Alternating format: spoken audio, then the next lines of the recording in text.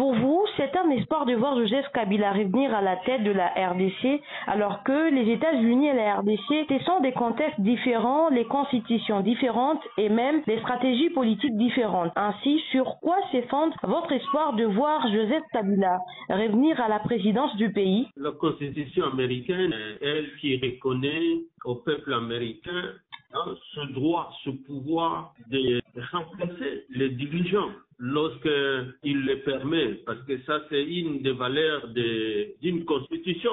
On doit vérifier si dans une constitution, le peuple a son pouvoir de se prononcer sur les dirigeants qui les dirigent. C'est ce qui s'est passé. C'est la même chose que notre constitution, la constitution de 2006 telle que révisée en 2011.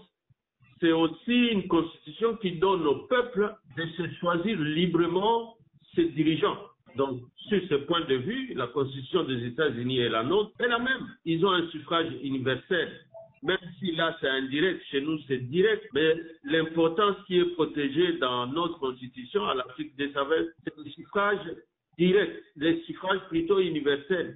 Ça signifie les élections ne sont pas censurées, que ce soit l'apanage de certaines personnes. Les élections, c'est tout le peuple qui doit s'exprimer. Le peuple des États-Unis s'est exprimé dans la formule qu'ils ont adoptée dans la Constitution. C'est la même chose chez nous. Nous avons les élections qui sont consacrées. Le principe du suffrage universel est consacré. Personne ne peut y revenir. Donc, sur ce point de vue-là, et même sur le point de vue, par exemple, de Trump qui était un ancien président qui est revenu et qui a gagné ce qui était au pouvoir, c'est la même chose. Aujourd'hui, Kabila peut revenir, il n'y a aucune disposition qui lui interdit de revenir. L'article 70 parle simplement interdit, il ne permet qu'un seul mandat pour 5 ans et renouvelable une seule fois. Ça veut dire que les mandats ne peuvent être que 2. Un troisième mandat successivement et il est interdit.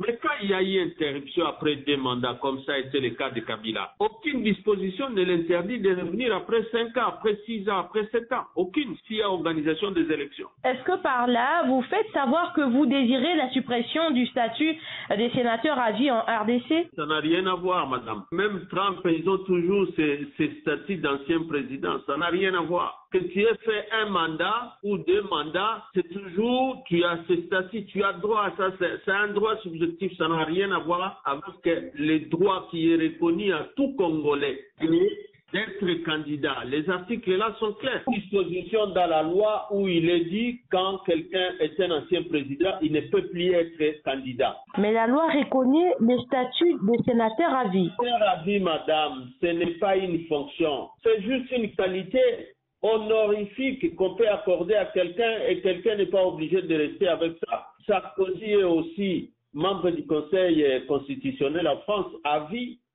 Avant d'être sénateur à vie, ça n'a rien à voir, c'est juste un titre honorifique.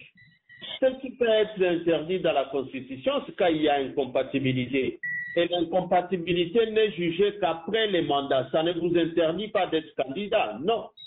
C'est lorsque vous avez, par exemple, le mandat du président de la République et celui des députés qu'on vous dira, ou des sénateurs, qu'on vous dira il y a incompatibilité.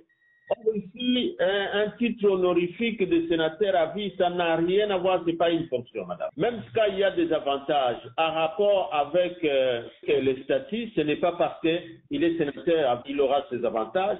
Les statuts et les avantages lui sont reconnus comme ancien président parce qu'il a les statuts d'ancien président. C'est ça les statuts qu'il a. Mais il n'y a pas dans la Constitution où on lui donne un statut de sénateur à vie. Il n'y a pas de statut de sénateur à vie. Monsieur Ferdinand Kambere, je rappelle que vous êtes secrétaire permanent adjoint du parti politique PPRD, parti cher à l'ancien président et sénateur à vie Joseph Kabila Kabange. Shalom Radio depuis Lubumbashi dans le Haut-Katanga vous dit merci. Merci aussi à tous les auditeurs de Shalom Radio.